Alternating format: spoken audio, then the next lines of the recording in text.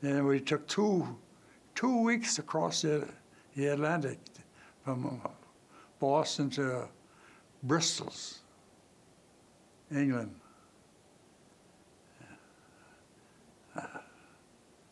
I don't remember a lot about before that. I know when the invasion got close, I forget what day I even landed, but we spent time on a ship where the orders came for the invasion, and then we lived on a ship for about either 2 or 3 days.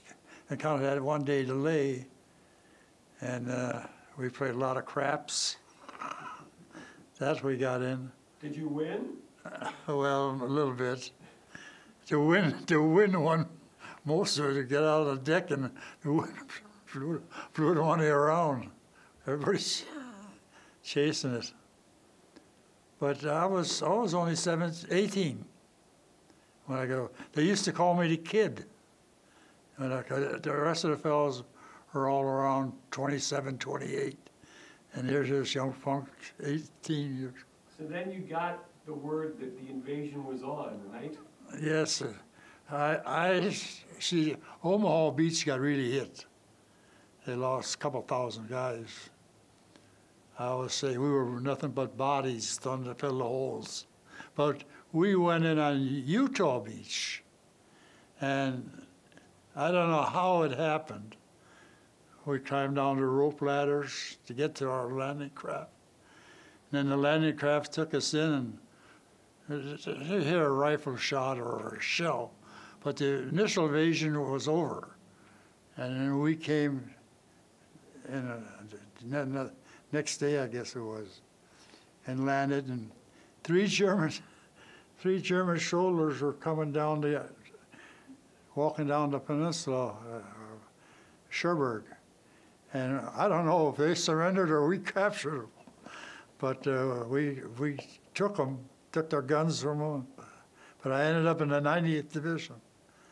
And I lasted from June 6th or 7th to July 13th.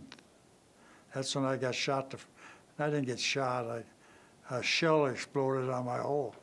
On my foxhole, and I had phosphorus grenades, and I had them all. And after the shell hit, I put my hand down. I looked at Cunliffe. I think he was dead, because then I felt my leg, and I come up and I was all full of blood. And then I called the medics, and they came, and. I remember they carried me out on a stretcher right across the field where the Germans were shooting machine guns, and they never shot around while they were carrying me across. It was pretty nice of them. I don't remember much about moving because we were crawling most of the time from hedgerow. But the Germans found us with them 88s. One day, we were advancing on St. Lo, and a German, I can't say for sure, he opened up with a burp gun, and he hit 3 guys, the guy in front of me and the 2 right behind me, and missed me. And I had the BAR, and I let a whole magazine of shells go up on the tree, and A Company was coming up. And they shot up in the tree, and a German fell out. I don't know if I hit him or they got him. But we got through there all right. Then we went on to St. Lo. On the way there, that's when the Germans got me. Then I went back to England. I went, after a period, they put me in the amputee ward. That scared me more than anything. I wasn't afraid of nothing, because I was a kid. And they put me in an amputee ward, and laying there at night, these guys would, man, I can feel my hands, and he didn't have no hands. Or one guy had his foot. He could feel his foot, and he didn't have a foot. I said, man, this is not for me. And next day the doctor came in and looked at me, and he bawled the nurses all stuff because I had gangrene in my wounds from a couple of days. I don't know how it formed that fast, but and then they put me in a hospital, took me out of the amputee ward, put me in a regular ward for a number of days, for weeks, I should say. Because after they let me go back, then I was a little afraid. I was scared, because I could see what I policed up bodies. We fought, and then when they cleaned out from fighting, you had to pick up the bodies. And the semi would back up, and we'd treat them like cordwood. One guy, one hand and leg, another guy hand and leg, and throw them up in the truck. They were stiff already. Because I had another job that probably shouldn't mention. I was MP in a cat house. Oh, wow. 11 women were working there. And they paid the soldier, it was all soldiers. I mean, I looked out the front window and I couldn't see the end of the line. But our medics was in there inspecting them, because the second day they threw one out. And another girl was there immediately. And then we had 5 on the, they put me on the second floor, had 5 women there, one on the third and 3 on the first. But we had 11 women, 5, 6, 7, 8, 9, 10. Must have been 5 on the first. And all we had to do was take the soldiers' guns away and knives, so they wouldn't take them in the room with. Because they averaged a guy about it every 10 or 15 minutes. On out, they'd ask for another one. Try and send one guy's getting dressed and send another guy in. Holy.